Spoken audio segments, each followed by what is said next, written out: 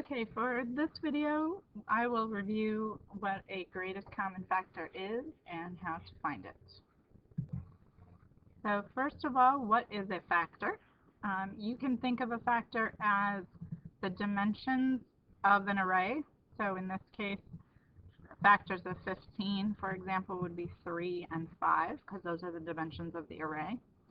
You can also think of factors as the numbers that you multiply together to make a number. So in this case, 5 and 3 multiply together to make 15, so they are factors of 15. It's helpful to remember as well that factor times a factor equals a multiple.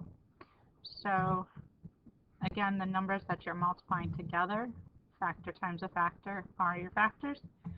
And lastly, what you skip count by, you can think of that as a factor as well. So if you're counting 5, 10, 15, what you're skip counting by, in this case 5s, would be a factor. So what do we mean by the GCF? That simply means the greatest common factor is what GCF stands for. So we're looking at factors that are in common between two numbers, so shared between two numbers, and that factor that is shared is also the greatest or largest. So how do I find the GCF?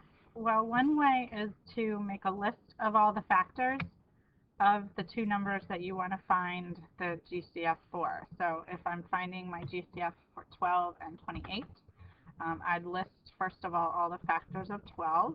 So 1 times 12, 2 times 6, and 3 times 4. Factors will come in pairs. So my factors of 12 are listed there. And then for 28, all the ways to make 28, 1 times 28, 2 times 14, and 4 times 7. So those are my ways to make 28. And then I look at which factors they share. So they both have 1. They both have 2. And they both share 4. And those are the only factors that they have in common, and the greatest of those is 4, so my GCF would be 4. The other way to find a GCF is by using factor trees. The advantage for this one is that you don't have to necessarily know all of the factors of the two numbers, you just have to know a way to make those numbers. So for example, for 12, one way to make 12 is to do 4 times 3. And then with factor trees, you're looking to prime factorization. So you're looking to find the prime factors. So 3 is a prime number, so I'm going to circle it, and I stop factoring that branch there. 4 is not a prime number, so I keep factoring. So 4 I can make using 2 times 2. And you will find that using 1 times the number for factor trees just brings you right back to where you started, so don't use 1 as the factor there. Going back to my pen, 2 and 2 are both prime numbers, so I'm going to circle them, and I'm done factoring 12.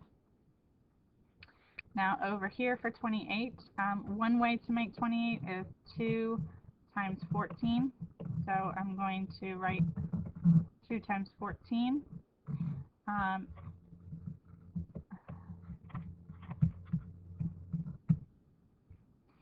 2 is a prime number, so I'm going to circle it, and I'm done factoring that branch.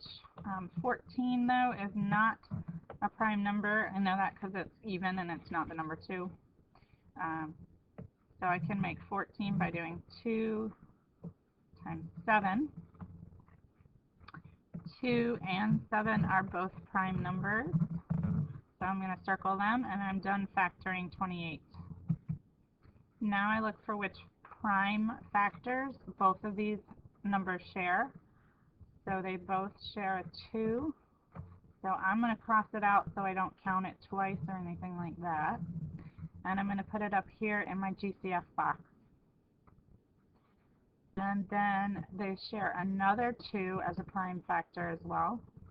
So I'm going to put that up there as well in my GCF box. Now we have a 3 over here, and we have a 7 over here, so that is all the prime factors that 12 and 28 share.